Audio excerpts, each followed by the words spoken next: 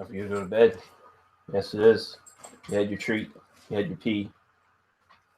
Time for bed. Doggy doesn't want to go to bed. She sees I'm doing something. So, yeah, so I'm going to be doing a review here, guys. A little different format from what I'm usually been doing. Just doing it live on Google Hangouts, and I don't have the chat thing up. I don't expect anyone to be watching live anyway, so it doesn't really matter. But I'm not going to be answering questions live or anything like that. I'm just going to try to get to the review. And we are doing a single malt Scotch.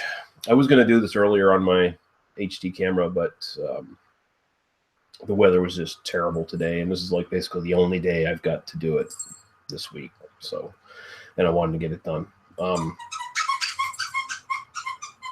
She found her squeaky toy. And so I apologize. The lighting's terrible here in the kitchen. I just changed up where I set up things. So it's just a bit more convenient for me tonight. So that's what I'm doing. So we're going to be doing Jura Prophecy. This is their heavily peated Scotch. This is, of course, from the Isle of Jura. It's off the west coast of Scotland. And this is one of the 4 of their core range. They have Superstition. They have a couple. They have, I think, just Jura Original, which is like their 10-year-old. Then they have another one that's a 16-year-old, and then they have their Superstition. This distillery originally started in 1810, went into disrepair around 1900, something like that, and then got rebuilt and restarted up essentially in 1963. And apparently their stuff was very peated beforehand. Bear, come here. Come here. She's not going to come. She thinks I want to play with her. You're picking exactly the wrong time to start playing with your squeaky, you know. It's bedtime. Anyway. So, yeah, they restarted in 1963. Like I was saying, their stuff. Bear, come here. Come here. Come here. Give me your squeaky. Let me see it. This is going to be either the worst or the best review I've ever done. Okay. So apparently their stuff was very peaty beforehand, and when they rebuilt the distillery and restarted again, they decided to change sort of what they do. They made a lot of their stuff in their sort of core range a little less peated. This is their big peat monster here. Prophecy is, and I'll show you the bottle now. So it says heavily peated single malt Scotch whiskey, and the tagline is spicy sea spray. That's supposed to give you the tasting notes and stuff like that, or just a general outline of what you're supposed to be getting into here. So it's 46% ABV, 92 proof. So it's cask strength. It's non-chill filtered and non-caramel colored, I'm assuming, although it is pretty goddamn dark for Scotch that I don't think is necessarily all that old. They do say that it is made up of different old and rare malts. So I could be totally wrong there. I have no idea what years they range from, what other bottlings they've been used for Jura. Who knows? It's aged in bourbon, sherry, and Limousin oak casks. I didn't look up what Limousin oak casks are, but apparently that it's special enough that they mentioned Limousin. So I don't know what that is, whether it's just a type of oak or if it's some sort of type of liquor of some sort that I don't know. Well, we'll see. But yeah, that's all you need to know there. So we can get right into the review now, I think. Well, let me just look at the box here and see if there's anything else I need to impart to you guys. So yeah, they're super. Oh, they list their core range right here. Their origin is their light and delicate one, which is basically a lot less peat. Then they have their lightly peated Superstition. Then they have the Prophecy, which we're doing, and then they have the Durrick's Own. I guess that's the family that owns the distillery, I assume, and that's their rich and full-bodied one. So that's like their really highly special one, the 16-year-old. Okay, so we'll look at it here. And again, I apologize for the lighting here. Just a really shitty light in the kitchen. That's all there is to it. But it is a good, nice amber color there. Getting a little bit on the dark side. dark golden amber. I've had this sitting in the glass now for 10 minutes or so. So it's had plenty of time to breathe in the glass. A little bit of legs on there. So we'll just go right to the aroma now.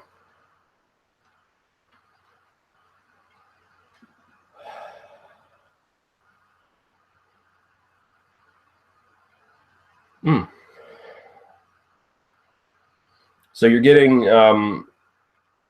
in some respects, it's like Laphroaig. Like this is just across the sound. Laphroaig's just across the sound from the Isle of Jura. So they're in the island region, but this is not an Isla whiskey. In the island region, but this is not an Isla whiskey, I should say. But you do get that maritime character. You get that sort of medicinal iodine peat kind of reek going on. It's very sea salt spray kind of thing going on as well. It's basically maritime character is sort of the catch-all for that. And you get the typical sort of bonfire, beach bonfire kind of thing going on here with the wood and the peat mixing together. But it's not as big a punch as you find in the Laphroaigs. It's a bit more subdued, a bit more mellowed. It's still very strong, don't get me wrong, but it is a little bit more subdued. And on top of that, you're getting a little bit of vanilla, and you're getting almost a sort of a licorice kind of thing coming on.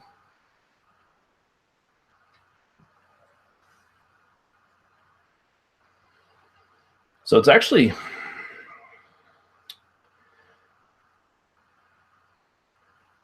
getting a little bit of spiciness as well.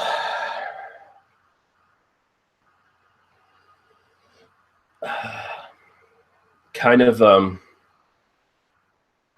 they say cinnamon on the box, and I don't know if I'd go that far, but it's kind of like that.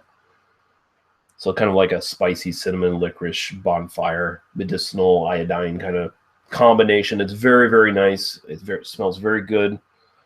It's not that hard-hitting young smack in the face that like a Laphroaig quarter cask will give you, and it's not just that overpowering peat that like an Ardbeg or a slightly older Laphroaig will give you.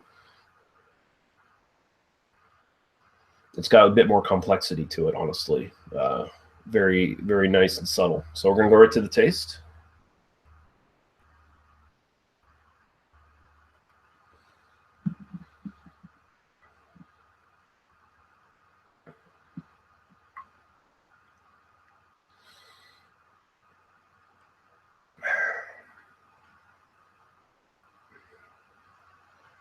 I'm not sure. I'm going to have to take another.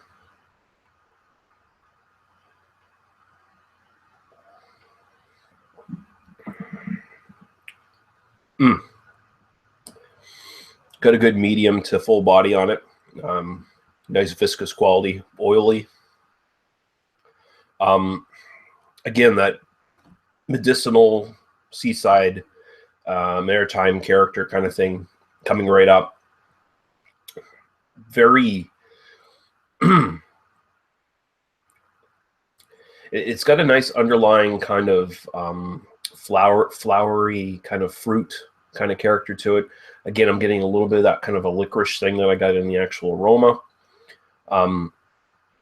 Very heavy on the wood. This thing moves over to its finish almost instantly in a way. It's got this very ashy barbecue kind of finish with this underlying spice quality to it.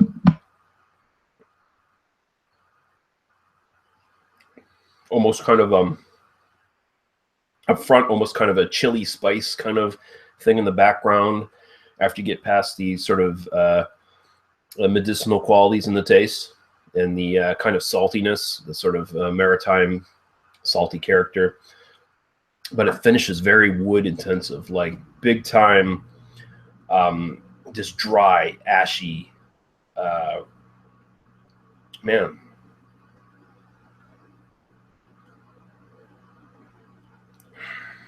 It's noticeably different from the Lafroigs and Ardbegs. This is in some ways more complex. I don't know if I'd say it's more complex than, say, Ardbeg.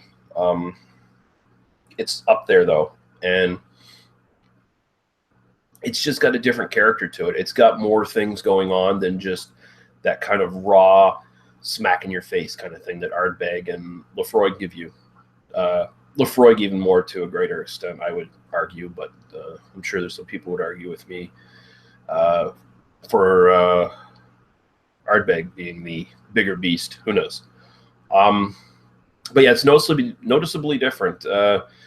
You would kind of expect that maybe the terroir, if you want to get technical, would be very similar, considering that this is just a hop, jump, and a skip away from Islay.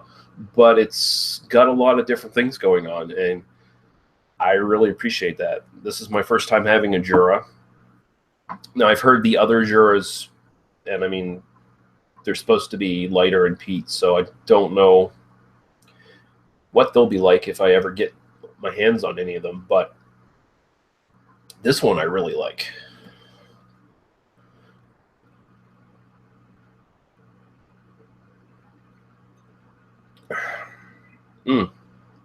That licorice character is coming out even more now.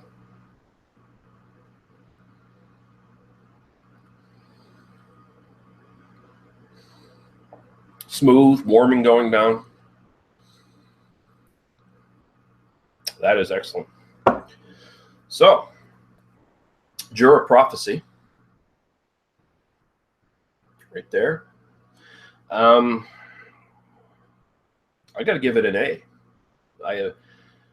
Again, it's not my sort of sentimental favorite. My all-time favorite is probably still Lafroig Quarter Cask, just because it's that much of a monster. But this is a pretty sexy peat monster. This is a bit more seductive, a bit more alluring, a bit more gentle, but it's still it'll still do you dirty. It'll still give you a nice tumble in the sack, if you know what I mean.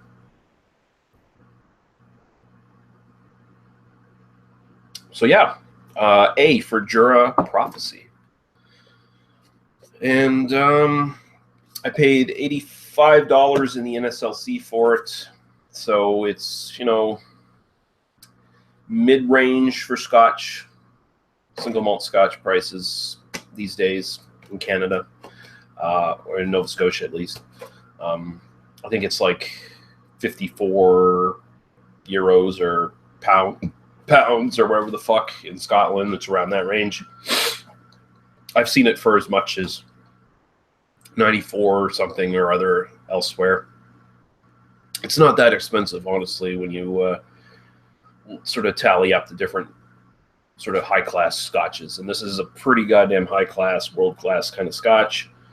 And for that price, it's definitely worth the money. A for Jura Prophecy. And I noticed like 2 people were watching live, so thank you for watching live. And thank you everyone else for watching. And when you eventually do, and we'll see you later. Bye-bye.